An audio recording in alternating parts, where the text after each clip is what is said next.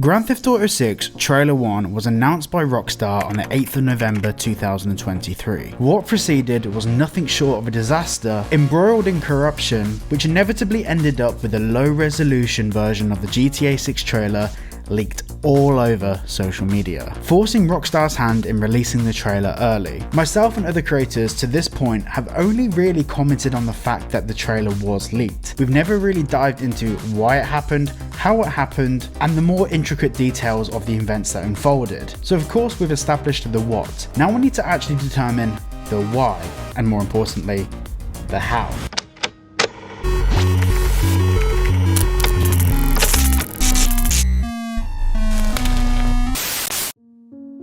To start off this turn of unfortunate events, we have to look at Rockstar's initial post on the 8th of November, wherein they announced we would be receiving Trailer 1 at the very start of December. This was the announcement that we've all been waiting for years. So of course, this became one of the most engaged with tweets of all time. But it also set in motion a chain of events that was inevitable. People would do anything to see this trailer. On the 4th of December 2023, the trailer was published to YouTube and set to go live the following day on the 5th of December, and the world was waiting. However, premieres on YouTube have a slight issue. The simplest way to explain this is that a premiere is neither live nor private. It's fundamentally a middle ground between both of these states, which means it's vulnerable. Now, the way YouTubers' servers work isn't publicly known, but a simplification that's generally widely accepted is as follows. When a premiere is set to go live on YouTube, YouTube keeps a low resolution file, usually 360p or lower, ready to go in the background, which is a render file. This is tied to the video for YouTuber's own server indexing. So this usually includes the title, the thumbnail, and a low-res render file. But before we talk about who can access this, we need to talk about why someone would go to extreme lengths to actually access it in the first place. So to understand how far people would go, we need to establish a motive. Few things in life are guaranteed. Death, taxes, your mum finding me handsome, and people trying to leak GTA games. Over the years, we've seen investment firms for media companies such as newspapers being responsible for causing leaks to make sure their news outlets are the first to cover these leaks, therefore generating revenue from advertisements and subscriptions and of course newspaper sales. Now, whilst this isn't the only reason data gets leaked, it shows that there's wider consequences and ramifications for these leaks happening at all. And a lot of people are set to make a lot of money and profit quite heavily if they're set in the right position. So who has the ability to access these render files? Well, there's two schools of thought for this. Firstly, we have hackers, people that infiltrate Google employees through phishing scams and manage to log into the back end of YouTube's content management platform, but YouTube and Google respectively, for the most part, are relatively secure. Meh.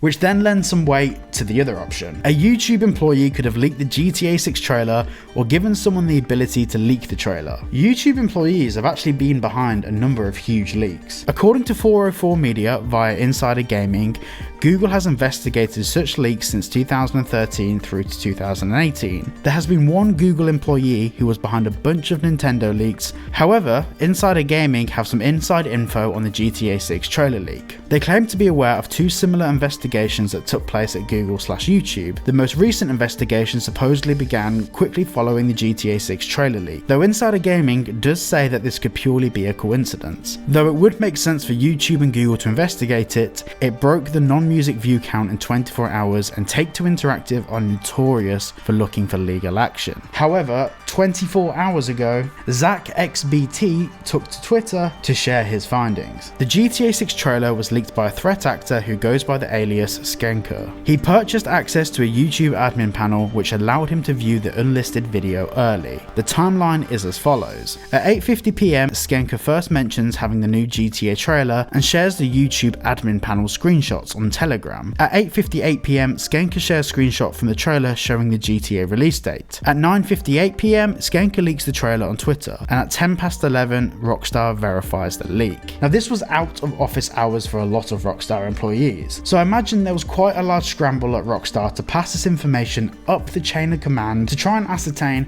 what was the best course of action from there. Do they release the trailer? Do they deny it? Do they leave it and just hope that people just don't find it and it doesn't gain more interest? I can imagine it was extremely stressful. Now, unfortunately, YouTube employs people from all around the world, and some employees aren't in the best environments to be maximizing their potential and earnings. So it has been known for employees at YouTube to actually sell access to the admin panel if the price is right. Now let's go back to the motive. As we know, the leaked thumbnail had buy Bitcoin written on it, and Skernker, the leaker, had also been involved in a number of SIM swap scams where crypto accounts had been hacked. Due to the large meme value of buy Bitcoin on the thumbnail, Bitcoin went from $38,000 to $44,000 in 24 hours. It's bizarre we live in a world where monetary value can be dictated by memes. Now this all raises serious questions about YouTube security, and it highlights the fact that the most secure servers are only as secure as the person that has access to them. Now before we get onto the fallout and what happened during this whole event, I want to say a brief thank you to today's video sponsor, Private Internet Access. Now Private Internet Access have been a supporter of the channel for a fair few months now, and I've done a few videos talking in a bit more detail about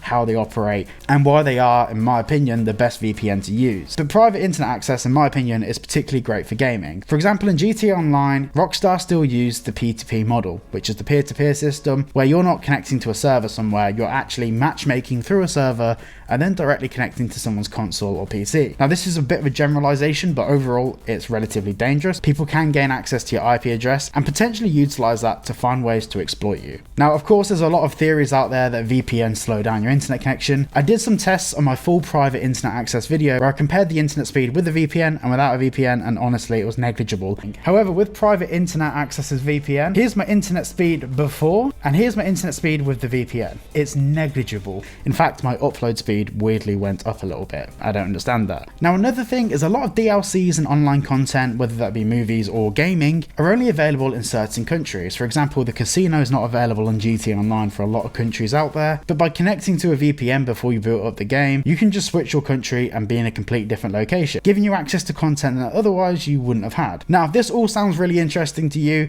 there is a link down below. You can get yourself 4 months free, save 83%, which only comes out to about $2.03 a month. Links are all down below. Go and show them some love for supporting the channel, and of course it's a great product. So let's talk about the fallout. So what was the fallout of this whole situation? What happened next? Well, we know that there's currently investigations going on at Google, but something I'd like to talk about is the more human element of this. A lot of Rockstar employees were very vocal on Twitter about the fact that they haven't seen the trailer yet, and they were looking forward to going into the office in the morning and sitting down with their colleagues to enjoy the trailer together. I've done a full video about how the trailer was made and all of the different moving parts that were involved, and also spoke a little bit about why some of the employees hadn't seen the trailer. And the 5th of December was supposed to be a monumental day for all of these employees. So this leak, whatever the reason may be behind it, whether it was to bump the value of crypto or whether it was just done for fun or an entertainment value, just kind of sucks. It's not like we got the trailer 6 months early. We got it about 12 or 11 hours early. It just really sucks for everyone involved. So thank you all so much for watching today's video. If there's any topics you would like me to cover, the Discord of course is linked in the description, so you can go and drop your video ideas in the video ideas tab in there. And of course go and show some love to Private Internet Access for sponsoring today's video. And of course one final massive thank you to all of my members up in the top right hand side of the screen. You're all legends. I love you.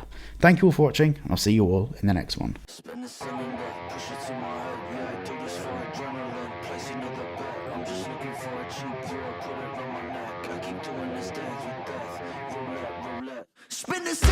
push it to my head.